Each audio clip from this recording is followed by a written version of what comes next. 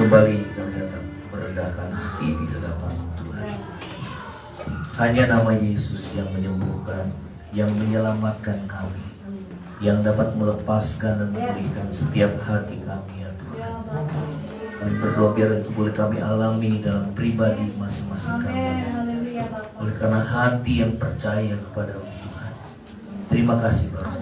Segala kuasa kegelapan berjalan yang coba mengganggu firman Tuhan sampaikan, dipatahkan, dihancurkan dalam nama Yesus. Dan kami mau terima firman-Mu dengan kelembutan hati dan kerendahan hati, sehingga firman Tuhan dapat tumbuh di dalam tanah hati kami. Yang percaya sama-sama katakan Shalom. Baik, kita akan dengar firman Tuhan. Ya, saudara, ada tema yang sudah saya siapkan, diubahkan melalui kerendahan hati. Ya, inilah tema kita akan buka di dalam Roma pasal yang ke-12, Roma pasal yang ke-12 ayat yang kedua. Roma pasal yang ke-12 ayat yang kedua. Ya, temanya adalah diubahkan melalui kerendahan hati. Ya, kita akan baca Roma pasal yang ke-12 ayat yang kedua. Yang sudah ketemu katakan amin. Yuk kita baca sama-sama. 2, 3. Janganlah kamu menjadi serupa dengan dunia ini, tetapi berubahlah oleh pembaharuan budimu. Terus, sehingga kamu dapat membedakan manakah kehendak Allah, apa yang baik, yang berkenan kepada Allah, dan yang sempurna. Ya, firman Tuhan bilang janganlah kamu menjadi serupa dengan dunia. Ini ditujukan bagi gereja Tuhan. Dan sangat memprihatinkan kalau gereja Tuhan justru menjadi serupa dengan dunia. Itu gereja loh saudara. Harusnya gereja itu tidak boleh menjadi serupa dengan dunia. Kalau saudara perhatikan keadaan gereja akhir zaman, justru saudara dia serupa dengan dunia. Kenapa? Saudara, bahkan pasangan sejenis pun itu diberkati di gereja. Betul apa enggak? Bahkan LGBTQ, saudara, ya ada gereja-gereja yang menerima ajaran LGBTQ, lesbian, bisex, ya, transgender. Ini luar biasa. Harusnya gereja itu menjadi pengubah dunia. Ya. Amin. Harusnya apa? Gereja harus menjadi berkat, berdampak bagi dunia. Tetapi justru gereja, saudara, dia ikut arus dunia. Sama seperti kita anak-anak Tuhan. Harusnya kita berdampak, tapi justru anak-anak Tuhan ikut arus dunia. Karena arus dunia itu begitu kuat, saudara. Betul apa enggak? Yang namanya arus kuat apa enggak, saudara? Wah, kuat. Kalau kita enggak berjuang, kalau kita enggak berusaha sungguh-sungguh, saudara, hidup dalam kebenaran, kita akan hanyut mengikuti, saudara, keadaan dunia ini. Kompromi dengan dosa. Ya, saudara, perhatikanlah. Ya, banyak anak-anak Tuhan justru dia menjadi sama dengan dunia. Ya, kompromi dengan dosa. Karena apa? Arus dunia itu begitu kuat. Padahal firman Tuhan bilang jangan kita jadi sama dengan dunia. Apa yang ada dunia, keinginan daging, keinginan mata, dan keangkuhan hidup. Ini luar biasa, ya. Nah, saudara, untuk tidak menjadi serupa dengan dunia, firman Tuhan katakan apa? Saudara, berubahlah. Katakan sama-sama, berubahlah. Ya, oleh apa, saudara? 2, 3. Ya, jadi saudara, perubahan itu dimulai dari pikiran. Ya, karena saudara, di mana kita berpikir, di situ menentukan apa yang kita buat, saudara, dan apa yang kita lakukan. Ya, pikiran kita nggak sama ini, saudara. Ya, pikiran kita nggak sama. Karena itu, saudara, perubahan itu harus dimulai dari pikiran. Pembaharuan budimu berarti apa? Pikiran kita tidak boleh sama dengan pikiran dunia. Mindset, cara pandang. Kalau dunia memandang harta segalanya, kita tidak. Amin. Kalau dunia, saudara, pikirannya pada hal yang materi, kita dalam hal yang rohani. Ya, memang nggak bisa satu antara terang dan gelap. Karena itu saudara dan saya, kita dengar firman supaya mindset kita, cara pandang kita tidak lagi sama dengan dunia, ya. Nah, saudara dikatakan sehingga apa? Saudara begitu mindsetnya berubah, ya, dikatakan sehingga kamu dapat membedakan. Katakan sama-sama, membedakan. Yang dibedakan apa? Dikatakan manakah kehendak Allah. Berarti kehendak Allah itu ada yang baik, ya. Ini tingkatan saudara, ya. Apa yang baik, kemudian apa yang berkenan, kemudian apa yang sempurna. Berarti perjalanan kekristenan saudara harus mengalami perubahan. Katakan sama-sama, harus mengalami perubahan. Ya, perubahannya apa saudara? Dari hidup yang baik, banyak orang yang baik, ya.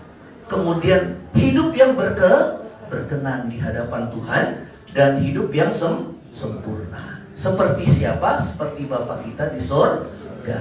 Ya, dikatakan hendaklah kamu sempurna sama seperti Bapamu di surga adalah sempurna, ya. Nah, saudara, Rasul Paulus menggunakan kata metamorfoo, ya, untuk kata berubahlah. Jadi kata berubahlah itu diambil dari kata metamorfoo, ya. Nah, metamorfoo itu adalah akar kata daripada metamorfosis, ya. Saudara, metamorfoo itu adalah akar kata daripada metamorfosis atau metamorfosa. Siapa yang belajar biologi, saudara? Metamorfosa apa? Perubahan bentuk. Dari mana, saudara? Dari ulat menjadi kepompong, menjadi apa? Kubu. Ya. Tapi ada juga perubahan yang sebaliknya.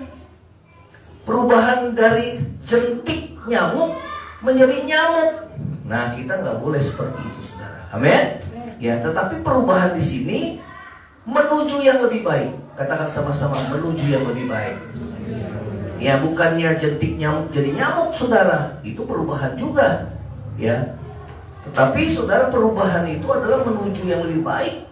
Yaitu saudara dikatakan metamorfoo mengandung arti to change into another. Artinya berubah menjadi bentuk lain. Ya, jadi berubah menjadi bentuk lain. Saudara lihat gambarnya. Siapa yang mau jadi ulat, saudara? Ada yang mau jadi ulat? Enggak. Yang tadinya rakus dan menjijikan.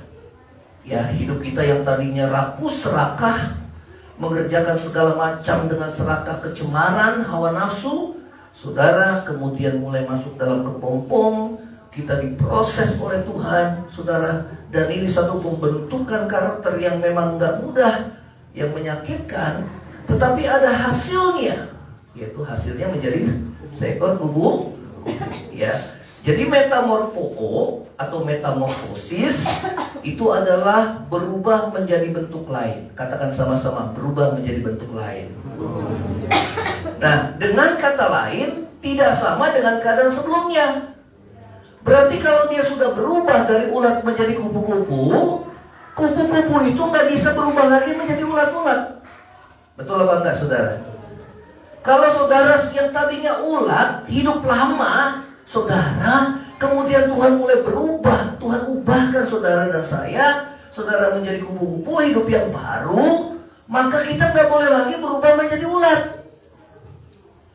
Yang setuju katakan amin. Saya mau tanya, kupu-kupu itu bisa jadi ulat lagi nggak, saudara? Nggak bisa. Kalau dia sudah berubah bentuknya, maka saudara tidak bisa berubah lagi. Yang diubahkan apanya, saudara? Bentuk fisiknya. Yang kedua adalah diubahkan apanya? Karakternya. Yang setuju katakan amin. Nah, saudara, kita juga saat kita percaya Yesus, saudara dan saya diubahkan hati saudara dan saya, hidup baru, dan bukan hanya karakternya yang diubahkan. Nanti tubuh kita yang jasmani pun kita akan diubah. Yang setuju katakan amin. Ya, dengan tubuh apa? Dengan tubuh kemuliaan, seperti kubu yang indah, ya. Nah, saudara, perubahan bentuk itu yang Tuhan kerjakan dalam hidup saudara, itu perubahan yang menyangkut saudara jasmani dan rohani. Katakan sama-sama, jasmani dan rohani. Amin. Ya, saudara, itulah perubahan yang Tuhan kerjakan dalam hidup saudara dan saya. perubahan jasmani dan rohani, ya. Nah, saudara, terus lagi slide-nya, ya, masih metamorfosis. Perubahan seperti ulat menjadi kupu-kupu, itulah metamorfosis. Perubahan dari ulat menjadi kepompong menjadi kupu-kupu adalah perubahan yang permanen. Katakan sama-sama, perubahan yang permanen. Artinya apa? Perubahan itu tetap. Makanya Tuhan bilang jangan lagi hidup sama seperti orang yang tidak mengenal Allah. Coba colek di kanan, jangan lagi hidup seperti seorang yang tidak kenal Tuhan. Ayo colek di kanan, jangan lagi jadi ulat. Jangan lagi jadi ulat. Ayo. Kebanyakan kita udah jadi kupu-kupu, balik lagi jadi ulat, saudara. Padahal perubahan itu adalah perubahan yang permanen. Maka Tuhan bilang jangan lagi kamu kembali lagi hidup seperti dulu, dengan pikiran yang sia-sia, pengertian gelap, jauh dari hidup persekutuan dengan Allah, yang perasaannya tumpul, yang menyerahkan diri kepada berbagai hawa nafsu dan kecemaran. Saudara, kita yang sudah diubahkan oleh Tuhan, yang sudah di dalam roh, jangan lagi kita kembali hidup di dalam daging. Colek kiri kanan, jangan lagi balik ke dalam daging. Ayo. Jangan lagi, saudara. Amin. Mau jadi ulat lagi, saudara? Perubahan itu apa? Permanen. Ya. Nggak mungkin karakter yang udah diubah jadi kupu-kupu mau jadi ulat lagi. Itu karakter yang serakah, yang rakus, saudara. Makan sini, makan sana, menjijikan hidupnya. Ya nggak mungkin. Itu yang Tuhan mau. Katakan sama-sama, itu yang Tuhan mau. Makanya kata berubah itu digunakan kata metamorfo atau metamorfosis. Yang Tuhan mau perubahan itu permanen. Katakan sama-sama, permanen. Walaupun kita diproses dari ulat jadi kepompong, saudara, itu namanya berubah. Amin. Nah, dalam kepompong itu kita dibentuk, kita diproses, dan itu sangat menyakitkan. Ya. Tetapi saudara, hasilnya adalah jadi ciptaan baru. Katakan sama-sama, jadi ciptaan baru. Ya. Jadi saudara, ketika proses perubahan dari ulat menjadi kupu-kupu, bentuk dan karakter ulat sudah tidak ada lagi dalam kupu-kupu. Betul apa enggak, saudara? Bentuk dan karakternya udah gak ada lagi, karena dia sudah berubah. Amin. Jadi saya gak mau lihat di tempat ini kembali lagi hidup yang lama. Colek kiri kanan, jangan lagi balik hidup lama, saudara. Perubahan itu harus permanen. Amin. Itu yang Tuhan mau. Itu yang Tuhan mau, saudara. Makanya digunakan kata metamorfosis atau metamorfo. Ya, itu yang Tuhan mau dalam hidup saudara dan saya. Amin. Ya, terus lagi slide-nya. Ya, Filipi 2 ayat yang kelima. Ayo kita sama-sama baca 2-3. Hendaklah kamu dalam hidupmu bersama menaruh apa? Pikiran dan perasaan. Ya. Kalau dalam terjemahan Inggris, saudara, maupun King James Version atau New King James Version ataupun NIV, semua terjemahan Inggris, saudara, ataupun dalam bahasa aslinya, saudara, itu tidak ada perasaan, hanya pikiran. Ya, dikatakan let this mind be in you.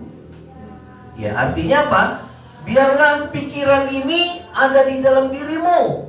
Pikiran siapa? Pikiran Yesus. Katakan sama-sama, pikiran Yesus. Which was also in Christ Jesus. Artinya yang ada selalu di dalam Kristus. Ya. Jadi biarlah pikiran ini ada di dalam pikiranmu. Selalu dikatakan, ya, also in Christ Jesus. Ya.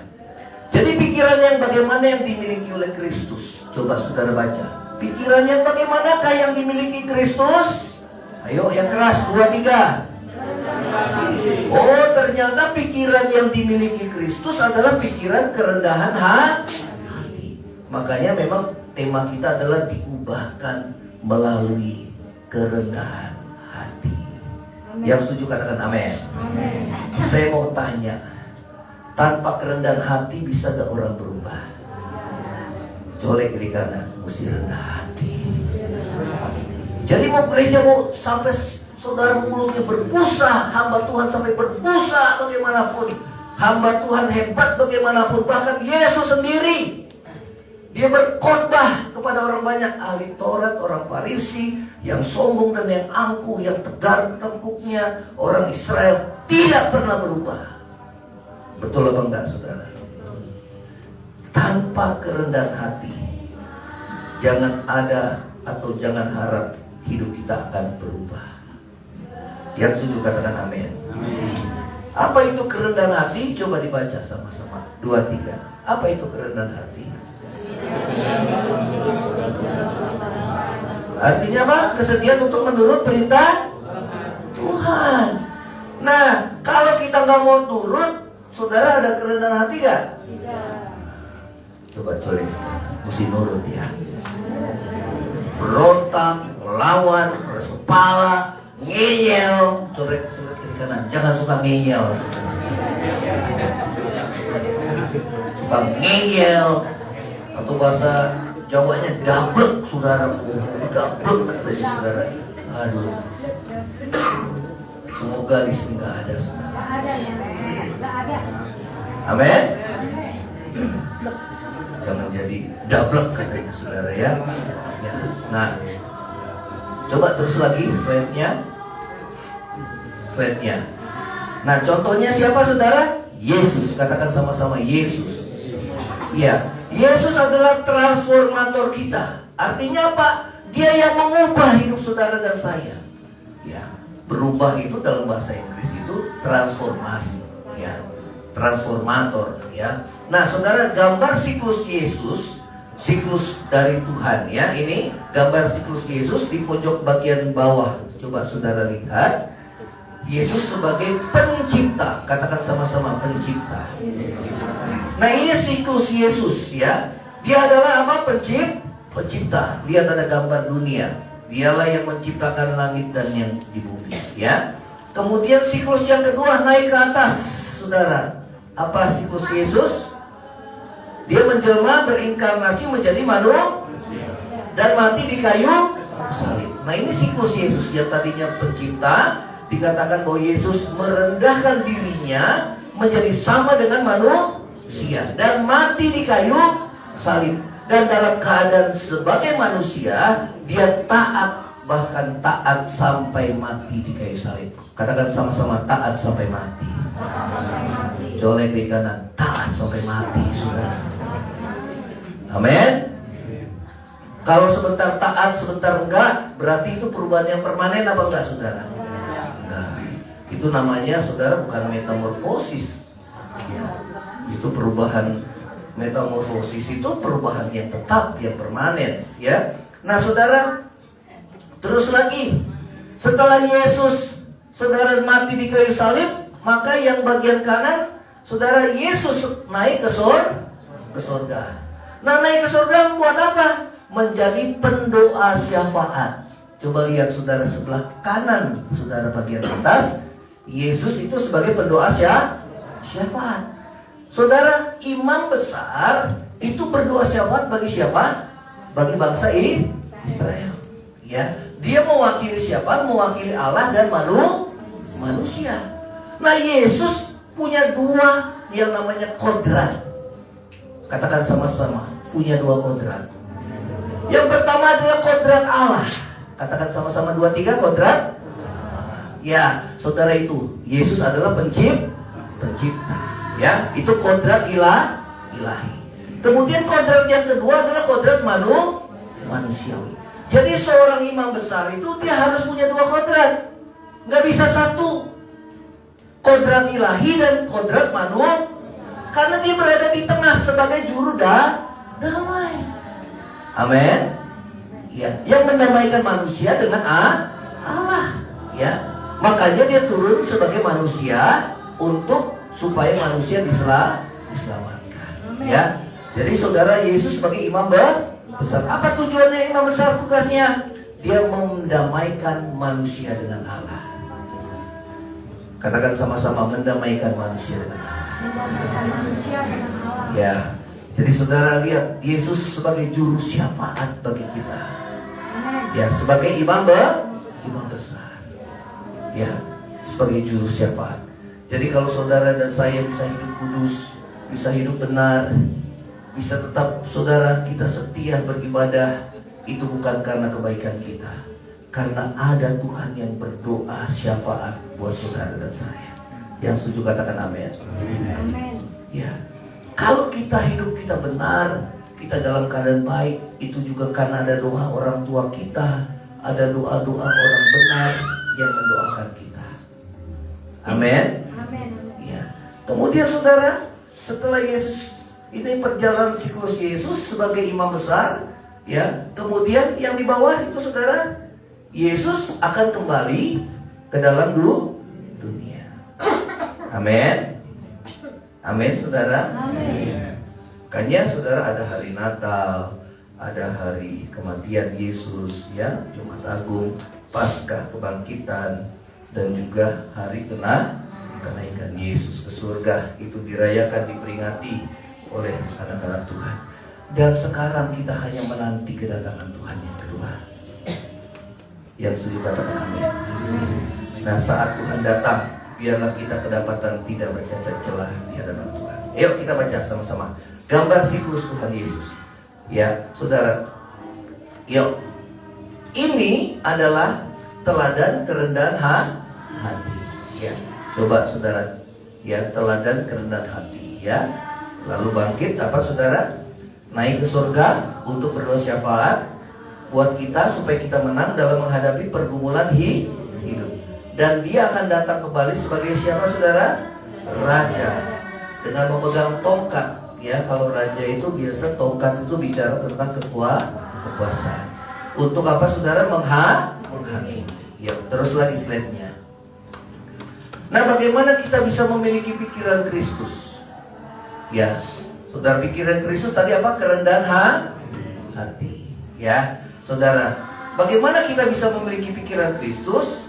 Ya, kita bisa memiliki pikiran dan mempraktikkan pikiran Kristus kalau kita memiliki roh Kristus. Katakan sama-sama, kalau kita memiliki roh Kristus. Amin. Ya. Jadi kalau kita bisa memiliki pikiran Kristus yang rendah hati keteladanannya, maka kita harus saudara memiliki roh Kristus. Ya. Nah, roh Kristus itu yang bagaimana saudara? Ya. Ayo kita baca di bawahnya lagi. 2-3. Roh Kristus adalah roh yang mengajar dan memimpin kita untuk apa? Rela mengalami penderitaan Kristus. Colek kiri kanan. Rela mengalami penderitaan Kristus. Nah, ini yang banyak orang gak mau saudara. Betul apa enggak? Siapa yang mau diberkati Tuhan? Angkat tangan. Banyak. Siapa yang mau menderita untuk Tuhan Yesus? Dikit yang angkat tangan saudara. Aduh, gereja penuh kalau mau diberkati semua. Karena tidak ada jalan menuju kemuliaan tanpa jalan salib. Lihatlah siklus Yesus tadi. Saudara, sebagai pencipta, dia merendahkan dirinya menjadi manusia. Itu teladan kerendahan hati.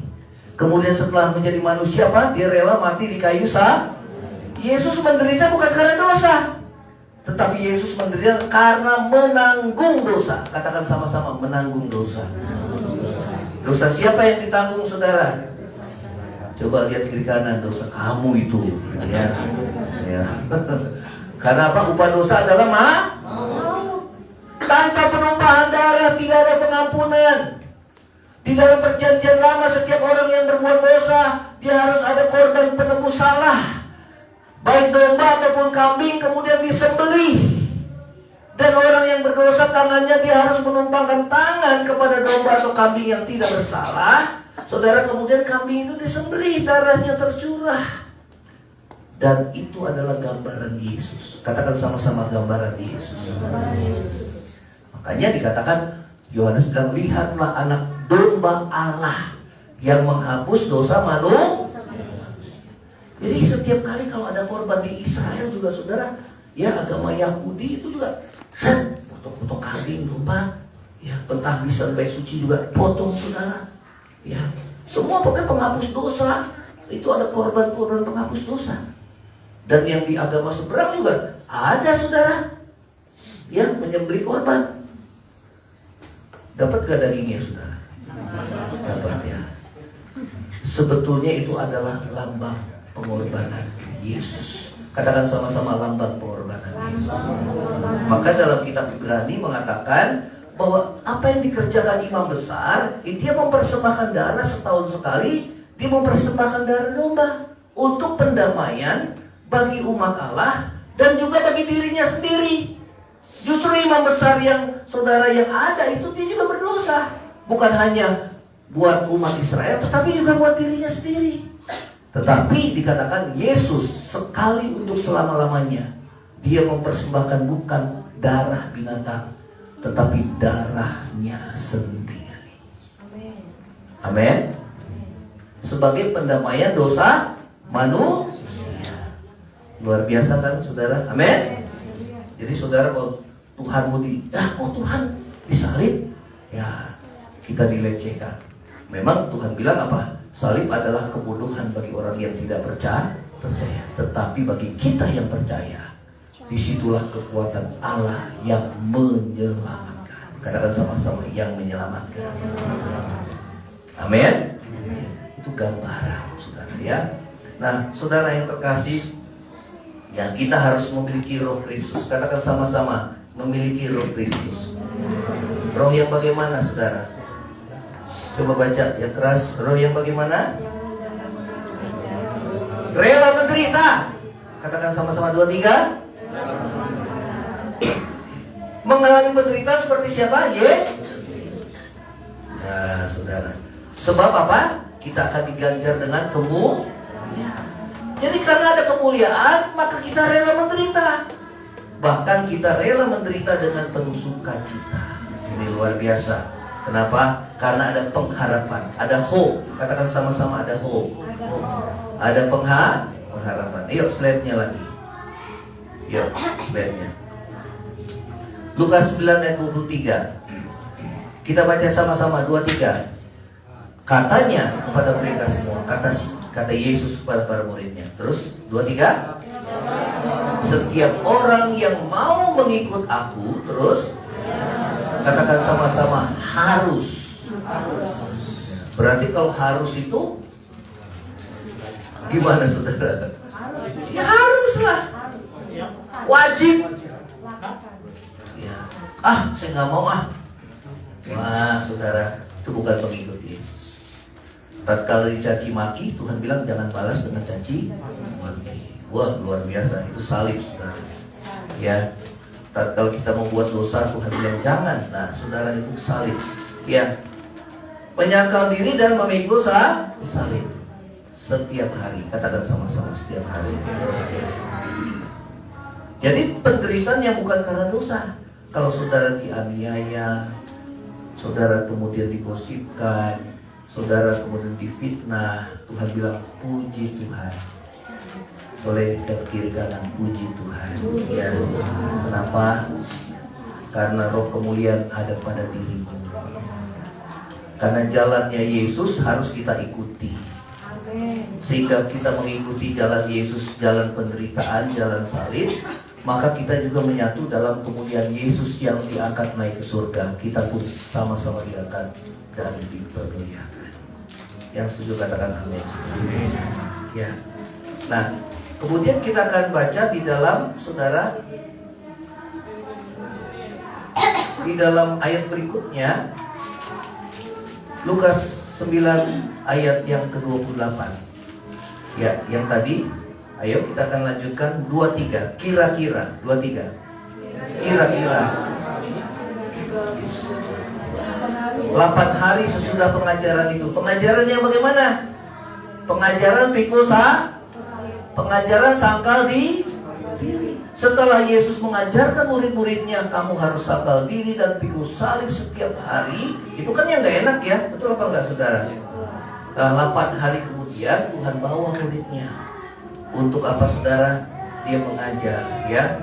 Terus lagi 23, Yesus membawa siapa? Petrus, Yohanes, dan Yakobus. Terus lalu naik ke atas gunung untuk apa saudara? Untuk berdoa. Terus lagi, ketika ia sedang berdoa, rupa wajahnya apa? Berubah. Ya, berubah ini kata metamorfo juga sama, ya, metamorfosis. Dan pakaiannya menjadi putih pergi. Terus lagi 23, dan tampaklah dua orang berbicara dengan dia, yaitu Musa dan Elia.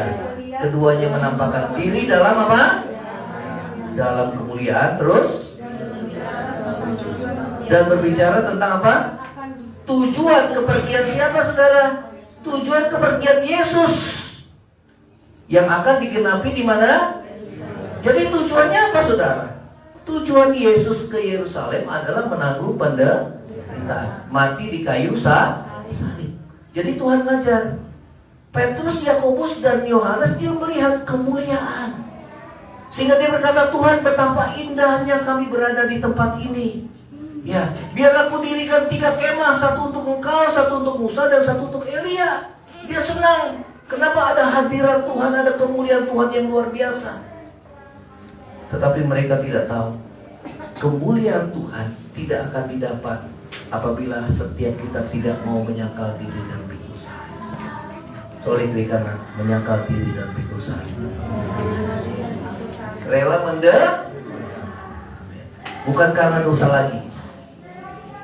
Kalau saudara hidup benar, saudara dijauhin orang, dikucilkan, nggak ditemenin anak-anak muda. Sekarang kan anak-anak muda kalau hidup benar malah dimusuhin kan, betul apa enggak?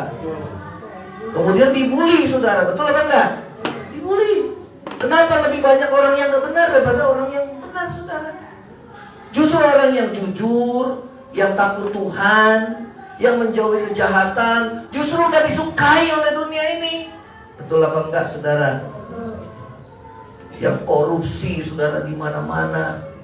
Tetapi kita hidup benar, saudara, kita seakan-akan sendirian dalam hidup. Betul? Coba lihat di kantor, lebih banyak orang benar apa orang yang brengsek? Brengsek, betul ya? Coba lihat di sekolah, lebih banyak orang benar apa orang brengsek?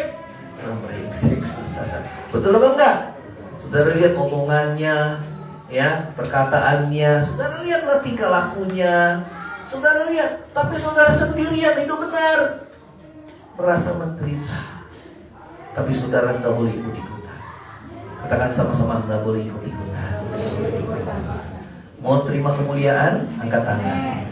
Mau naik ke surga, amin. Colek kenal hidup benar dan kudus di hadapan Tuhan. Ya, saudara harus menyangkal diri dan pikul. Jadi saya nggak mau lihat di gereja ini anak-anak Tuhan yang membalas yang jahat dengan yang jahat. Jangan, saudara. Teladan kita siapa? Katakan sama-sama, Tuhan Yesus.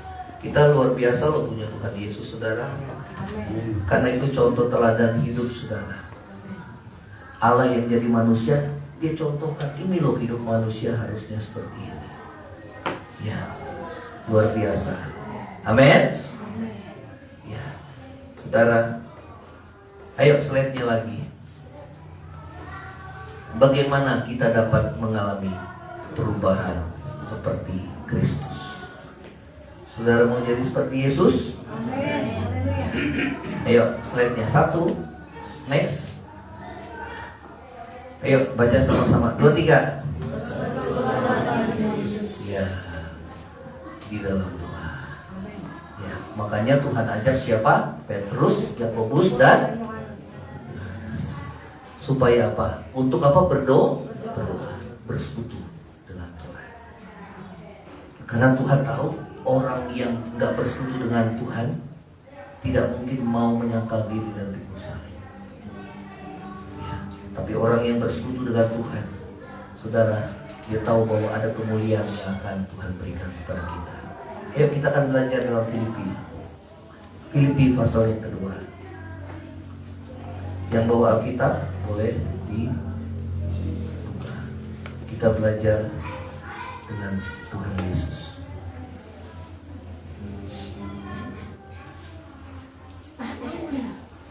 Yang sudah ketemu katakan amin. Ya. Ayo kita baca sama-sama. 2-3.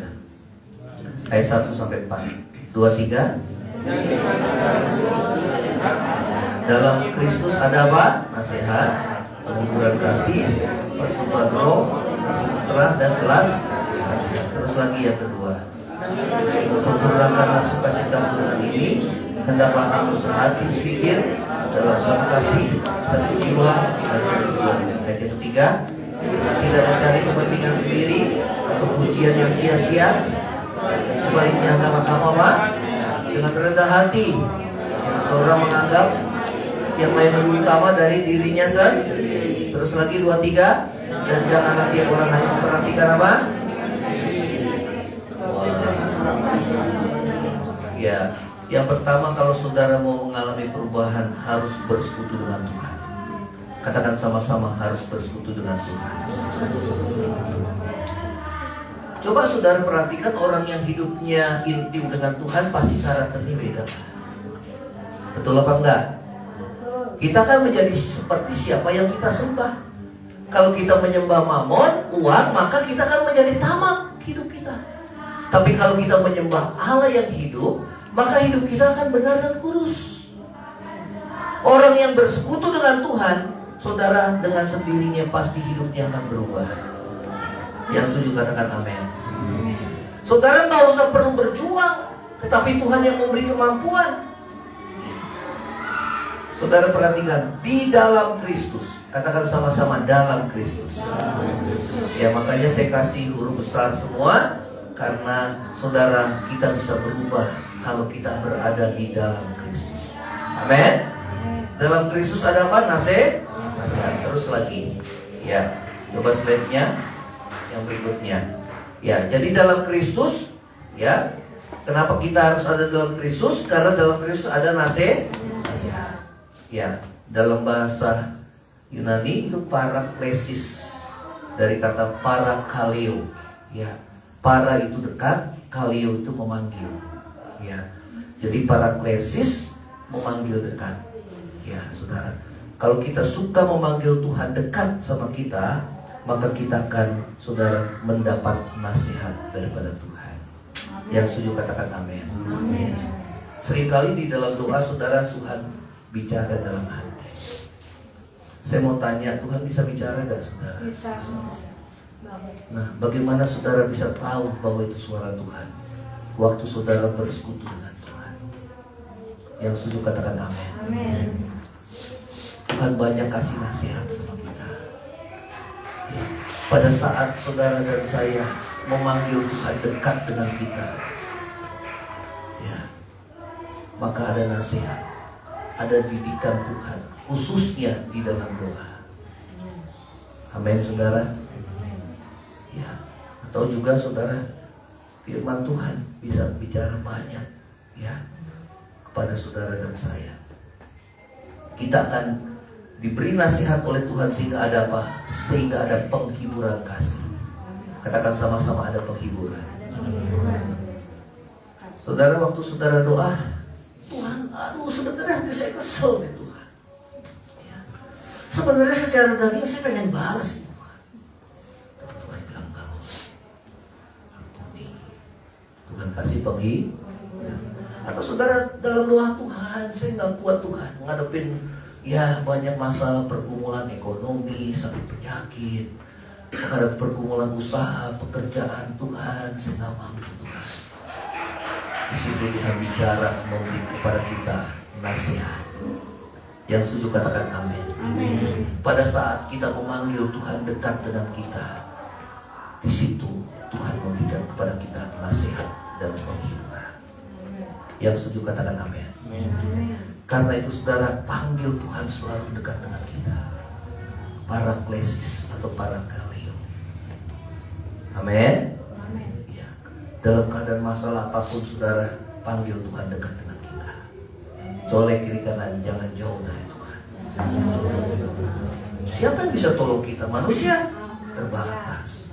Maka Tuhan bilang, doa itu bukan hanya minta-minta saudara. Karena identik di pikiran kita doa itu minta. Belajarlah menyembah. Soleh di kanan, belajar menyembah. Saudara, saya karang 34 lagu. 34 lagu itu saya dapat dari hasil penyembahan. Dan Roh Kudus ingatkan saya firman-firman Tuhan selalu. Sehingga saudara begitu firman Tuhan diingatkan, lagu itu ada. Saya bayangkan bagaimana Mazmur. Mazmur itu pasal yang paling panjang, saudara. Pasalnya paling banyak.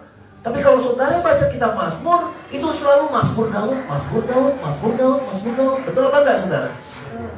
Saya bilang, kenapa Daud kok bisa banyak Mazmur yang dia tulis di sana? Karena hari-harinya penuh dengan pergumulan. Betul? Yang kedua, karena dia hidup dekat dengan Tuhan. Betul apa enggak, saudara? Jadi Tuhan izinkan pergumulan itu terjadi supaya saudara kita dekat dengan Tuhan. Coba kiri kanan, dekat dengan Tuhan. Amin. Kenyamanan itu bahaya, saudara. Gereja itu jatuh karena kenyamanan. Betul. Gereja-gereja di Eropa itu tumbang semua. Bukan menjadi, saudara, dia harusnya berdampak, dia menjadi serupa dengan dunia. Kenapa? Kenyamanan. Makanya kalau kadang Tuhan izinkan pergumulan terjadi dalam hidup kita, bersyukur. Soalnya kiri kanan mesti bersyukur. Makanya mindset kita mesti berubah. Jangan mindset kita yang lama terus, saudara. Maka Tuhan bilang, kenakan apa yang ada dalam pikiran Kristus, itu mesti ada dalam pikiranmu. Pikiran Kristus yang bagaimana? Pikiran Kristus, kalau kita mau punya pikiran Kristus, kita mesti punya Roh Kristus. Bagaimana? Punya Roh Kristus yang rendah hati, lemah lembut. Saudara harus intim dengan Tuhan. Katakan sama-sama, intim dengan Tuhan. Saudara, saya nggak pernah lihat orang yang intim dengan Tuhan, dia orang yang sombong. Betul apa enggak? Dia selalu ngandelin Tuhan. Bahkan saudara di keluar rumah pun dia berdoa sama Tuhan. Dia nggak bisa buat apa-apa tanpa Tuhan. Betul? Saya nggak pernah lihat orang-orang yang intim dengan Tuhan, dia mau megahkan dirinya.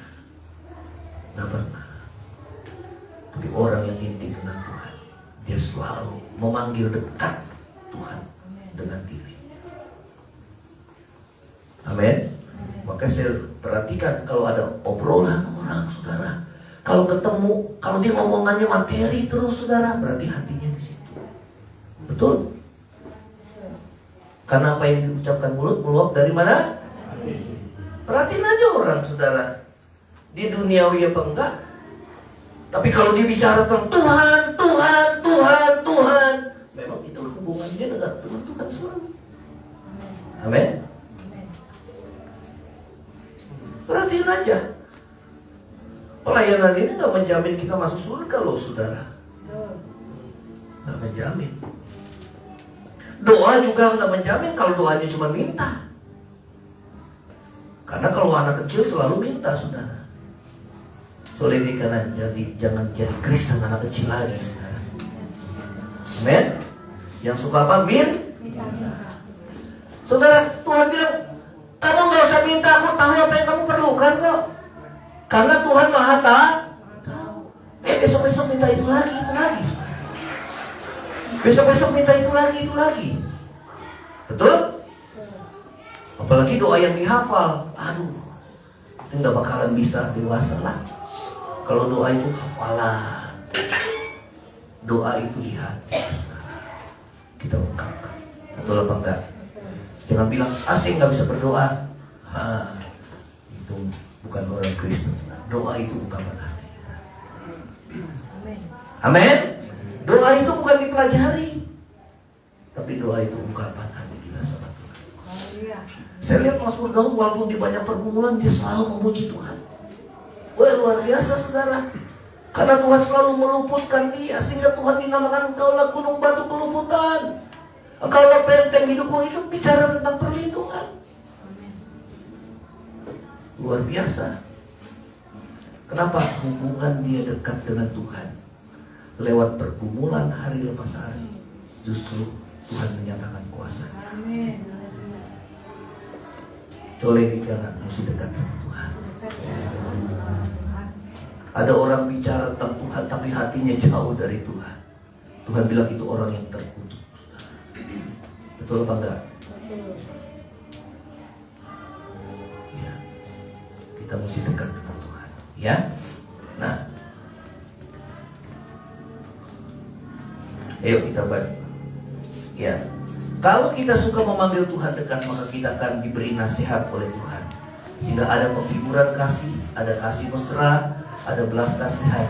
Tapi syarat yang utama, ya ada syaratnya, harus rendah hati. Colek kiri kanan, harus rendah hati. Gimana Tuhan mau kasih nasihat sama kita kalau kita nggak rendah hati?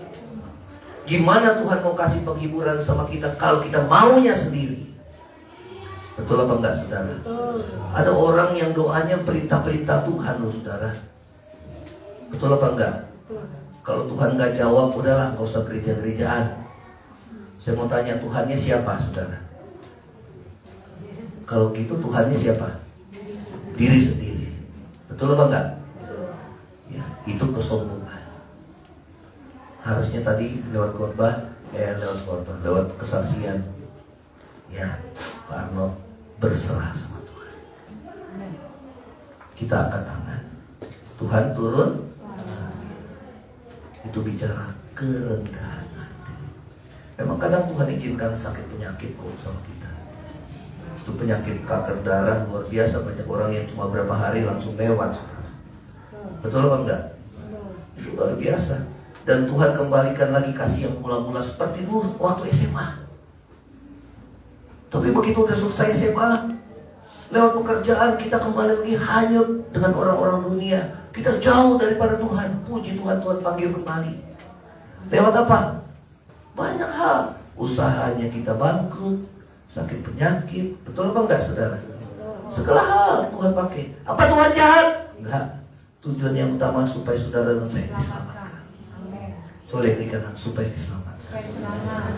Karena manusia selalu cenderung pada hal yang materi, saudara. Tapi Tuhan selalu melihat hal yang rohani, supaya saudara dan saya diselamatkan. Katakan sama-sama, diselamatkan. Amin. Ya, baik. Kita akan teruskan. Terus lagi, saudara. Slide-nya.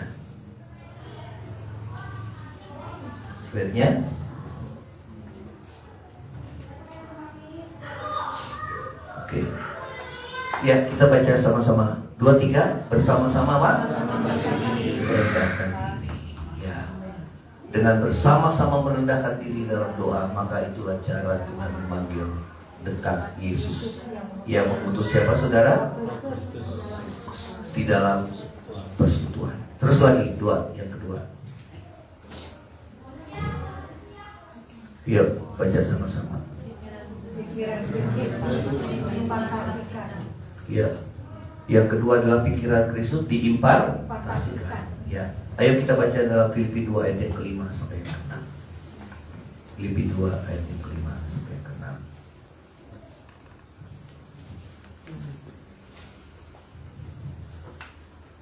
Ayo kita baca sama-sama. 2, 3. Hendaklah kamu dalam hidup bersama menaruh apa? Pikiran dan perasaan yang terdapat juga dalam Kristus. Yang bagaimana ini, saudara? Yang walaupun dalam rupa Allah, luar biasa, tidak menganggap Yesus di bawah Allah, kemudian yang tidak mengakui Yesus adalah Allah dan Tuhan. Betul apa enggak, saudara? Jangan saudara terpengaruh. Amin. Makanya ada pengakuan iman rasuli. Ya, artinya kita harus bersandar pada pengakuan iman para rasul. Di zaman siapa? Di zaman Kristen yang kedua. Ya, karena memang Tuhan bilang akan banyak ajaran palsu. Dikatakan yang walaupun dalam rupa Allah. Berarti siapa, saudara? Yesus siapa? Allah. Ini adalah bicara tentang kodrat ilahi. Katakan sama-sama, kodrat ilahi. Ingat, Yesus punya 2 kodrat. Yang pertama kodrat apa, saudara? Allah. Kodrat Allah atau kodrat ilahi. Yang kedua kodrat apa? Apakah Yesus manusia? Ya, benar. Kalau nggak manusia dia nggak akan bisa mati. Waktu di kayu salib. Bisa capek? Bisa. Bisa lapar? Bisa. Betul. Bisa lemah? Bisa. Ya, saat di Taman Getsemani dia bergumul di situ, Bapa, bukan kehendakku yang jadi, tetapi kehendakmu yang jadi. Itu luar biasa. Kenapa? Dia harus menanggung penderitaan yang bukan karena dosa, tapi dia serahkan pada kehendak Bapa di surga.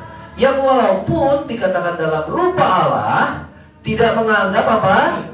Kesetaraan dengan Allah. Berarti Yesus setara dengan Allah Bapa. Amin. Pada mulanya adalah firman. Firman itu bersama dengan Allah, dan firman itu adalah Allah. Yang ayat yang ke-14, firman itu telah menjadi manusia. Nah, itu bicara tentang kodrat manusia. Berarti punya dua kodrat, saudara. Karena imam besar itu, saudara, harus dia mewakili ada kodrat ilahi, ada kodrat manusiawi. Ya, karena itu tidak ada selain Yesus yang mendamaikan manusia dengan daripada dosa, ya. Terus lagi kita akan baca. Yang tidak menganggap kesetaraan dengan Allah sebagai milik yang harus dipertahankan. Terus lagi 23, melainkan telah mengosongkan dirinya dan mengambil apa? Luar biasa, bukan hanya jadi manusia tapi jadi hamba. Tuhan Yesus lahirnya di mana, saudara? Istana atau di kandang, saudara? Luar biasa. Tapi yang datang siapa, saudara? Orang maju, saudara. Mau persembahkan apa? Emas, kemenyan. Itu orang-orang mulia. Luar biasa. Ya, saudara. Ya, dikatakan mengambil rupa seorang hamba. Terus lagi 23, dan menjadi sama dengan. Berarti kalau bilang Yesus manusia, iya, memang dia manusia. Ya, kalau dibilang kan Yesus manusia yang dimuliakan menjadi Allah. Bukan manusia yang dijadikan Allah sama orang Kristen. Bukan. Justru kebalikan, Allah jadi manusia. Saudara, Allah jadi manusia bisa apa enggak, saudara? Kalau manusia jadi Allah bisa enggak? Kebanyakan manusia pengen jadi Allah, kan? Pengen ngatur sini, saudara. Bahkan Tuhan pun diatur sama dia, saudara. Ya. Nah, dikatakan dan menjadi sama dengan manusia. Terus lagi kita baca 23, dan dalam keadaannya sebagai manusia ia telah apa? Wah, luar biasa gak, saudara? Ya, dan telah merendahkan di. Yang tadi siklusnya Yesus pencipta loh, saudara. Pencipta. Itu luar biasa. Kalau kita lihat presiden kita Jokowi aja bisa merakyat, ya. Betul apa enggak? Ada gengsi gak? Presiden yang dulu gengsi, saudara. Tapi sekarang presiden yang sekarang itu jadi hamba, punya hati hamba, yang dia turun ke bawah ke rakyat, jadi orang biasa. Sampai orang-orang miskin pun bisa dekat dengan dia. Betul apa enggak? Kalau yang lalu, awas, presiden mau lewat, awas. Betul apa enggak? Tapi saya mau tanya, yang disukai rakyat yang mana? Yang merakyat. Betul apa enggak? Yang mau merendah, saudara. Gak bermental bos. Colek kiri kanan, jangan ada yang bermental bos di sini, saudara. Makanya di sini semua melayani, saudara. Amin. Selesai ibadah, susun bangku, kemudian saudara satu ngepel dan nyapu, itu plan-plan Tuhan. Kemudian punya mobil, di muka raya, saudara. Terserah, yang penting kita semua melayani. Amin. Karena yang kasih contoh itu adalah gembalanya dan ibu gembala. Makanya saya berani bicara. Kalau saya nggak jadi teladan, saya nggak mungkin berani bicara. Amin. Ya, merakyat. Gak usah pikirin gengsi lagi. Colek kiri kanan, jangan pikirin gengsi lagi. Amin. Gengsi itu beban. Bilang gengsi itu beban. Beban gak, saudara? Saudara mau lepas dari beban? Lepasin tuh gengsi. Oh, jangan saya duluan dong yang minta maaf, mesti dia. Kan saya nggak salah, kenapa mesti minta maaf? Aku saya terus, yang lainnya dong. Saya mau tanya, beban nggak saudara? Ya, pokoknya lakuin aja. Yang lain juga diam, nggak mau berkorban, nggak apa-apa kok. Yang penting kita lakukan. Berarti nggak jadi beban kan? Yang penting jangan hitung-hitungan saudara. Boleh hitung-hitungan. Ya, amin. Ya, jadi pikiran Kristus diimplementasikan. Ayo slide-nya dong. Di ini lagi slide-nya. Ya tadi ya. Ayo slide-nya lagi. Yuk, slide-nya. Ya, nah ini pikiran Kristus ya. Ya. Filipi 2 ayat 5, biarlah pikiran ini ada dalam kamu. Ya, yaitu pikiran yang ada dalam Yesus. Pikiran yang bagaimana? Di bawahnya baca 2-3.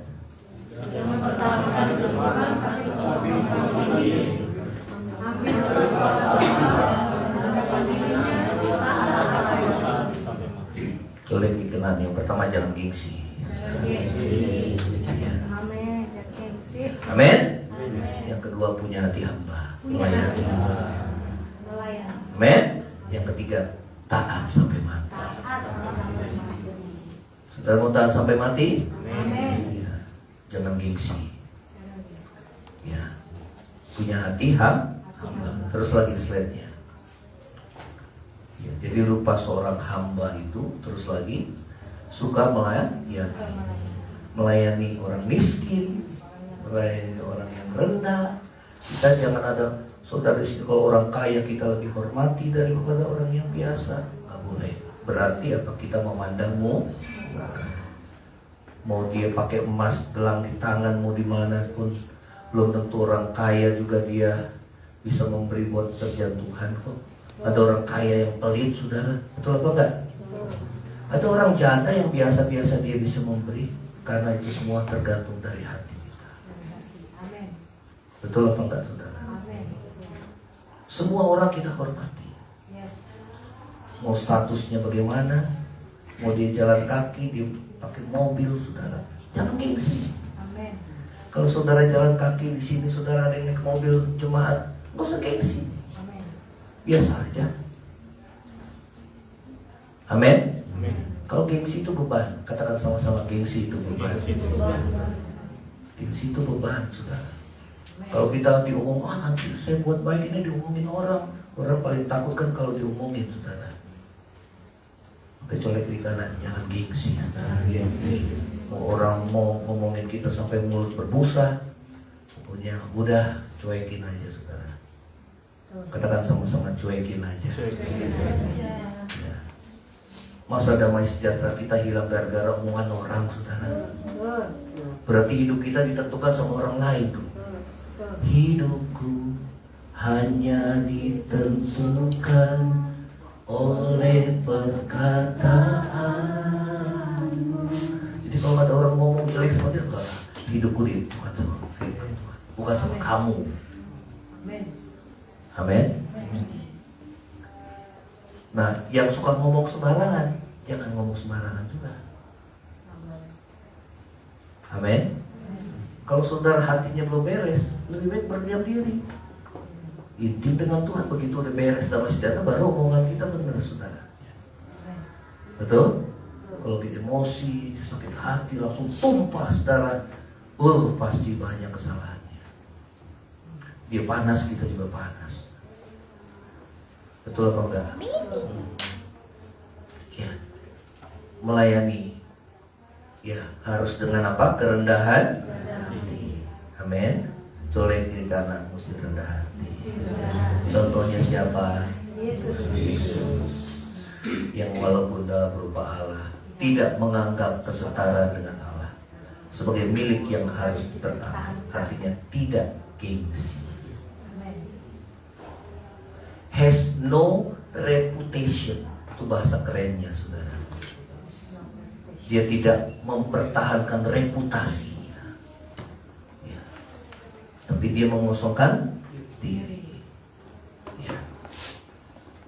Ayo, yang ketiga ini yang kita senang, saudara. Yang ketiga, saudara mau dimuliakan? Nah, ya, berharap janjinya jadi kenyang. Apa itu janji Tuhan? Ya, ayat yang ke-9 kita baca, slide-nya lagi, slide. Ya, yang merendahkan diri pasti ditinggikan. Yang ayat yang ke-9 kita baca sama-sama. 2, 3.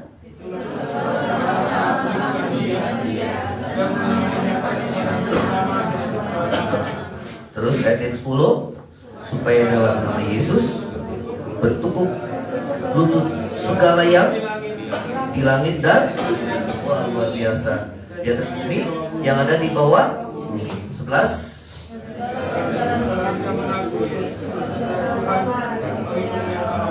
Ini luar biasa. Tuhan Yesus mau turun serendah-rendahnya. Jadi tapi dia ditinggikan setinggi-tingginya. Saudara mau Tuhan tinggikan setinggi-tingginya? Masih udah tahu maksudnya, mau direndahkan serendah-rendahnya. Kalau kita mau direndahkan serendah, sampai kita manusia, ego kita hilang. Kan musuh utama kita kan ego kita, saudara. Kepentingan diri sendiri. Makanya dikatakan dalam jemaat Tuhan, jangan ada seorang yang mementingkan dirinya sendiri. Itu perpecahan dalam keluarga, perpecahan dalam gereja. Semakin kita hidup dekat dengan Tuhan, saudara, ego kita semakin berkurang. Yang pertama apa? Kehendak Tuhan. Betul apa enggak?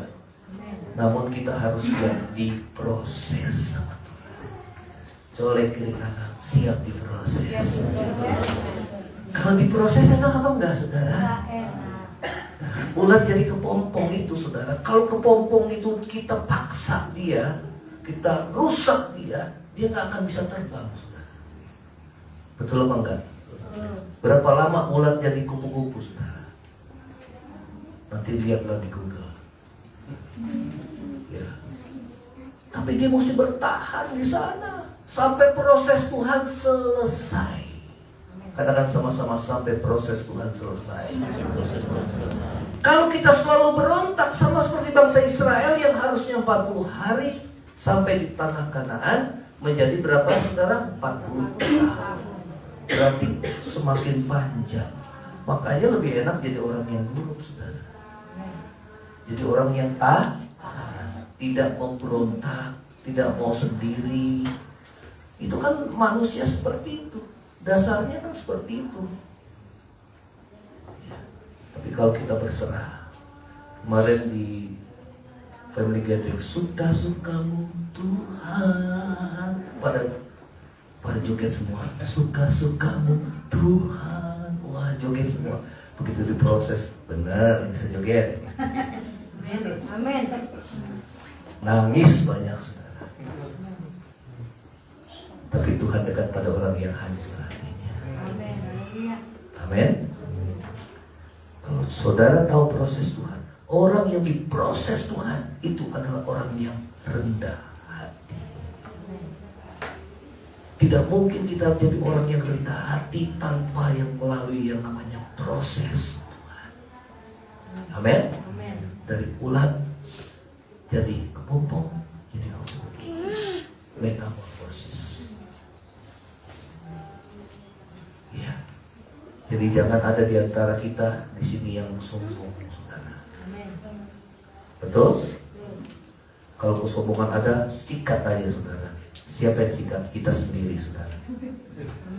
Betul? Saudara suka ini cukur jenggot?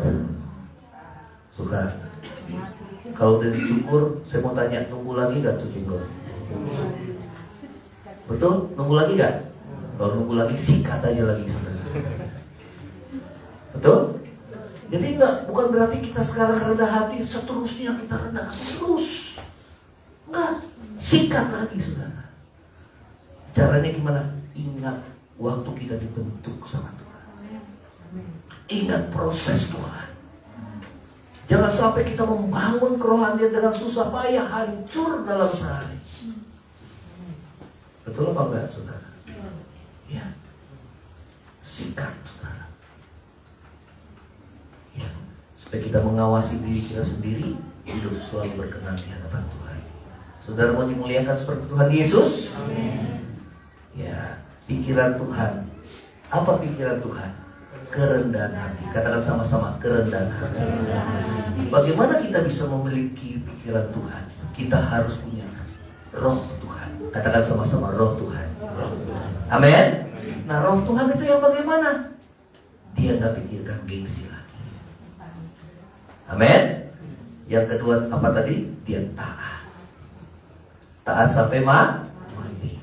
Ayo kita bangkit pada Yesus. Oh yang berikutnya, coba slide-nya yang terakhir. Nah ini saudara-saudara. Saudara mau terima mahkota? Amin. Ya ini mahkota kemuliaan. Tidak ada jalan menuju kemuliaan tanpa jalan sama. Kita akan berdiri. Kita nyanyikan pujian ubah hatiku untuk jadi ciptaan baru. Ya saudara, ini juga adalah lagu yang Tuhan beri, ya Roh Kudus kasih untuk dinyanyikan bagi jemaat ini supaya menjadi berkat. Ya, biarlah ini menjadi doa kita, saudara.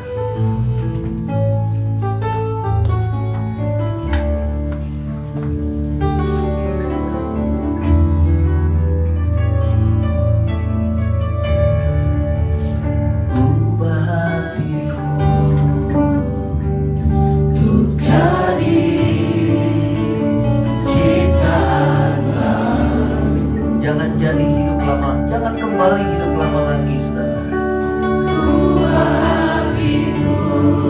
Kalau engkau sudah Tuhan ubahkan, berikan dirimu di proses dan bertemu oleh Tuhan. Masuk dalam kebaikan, masuk dalam prosesnya Tuhan, sampai Tuhan selesai atas dirimu. Tidak lagi egois mementingkan dirimu sendiri. Justru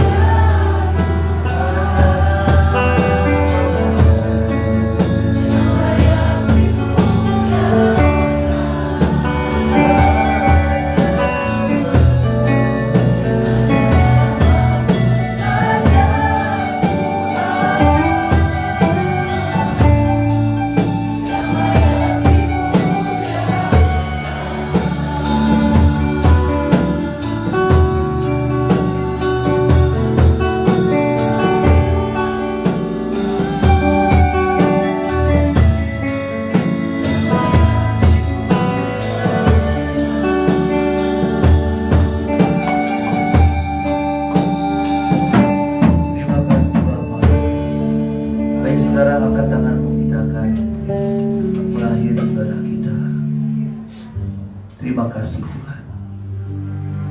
Saudara yang terkasih, pulanglah engkau dengan membawa berkat damai sejahtera dari Allah Bapa, cinta kasih yang kekal dari Tuhan kita Yesus Kristus, penghiburan, pertolongan dan penyertaan Roh Kudus menyertai saudara dan saya mulai hari ini sampai Maranatha Tuhan Yesus datang pada kali yang kedua, bahkan sampai selama-lamanya. Yang percaya sama-sama katakan amin. Silakan duduk saudara, berdoa masing-masing.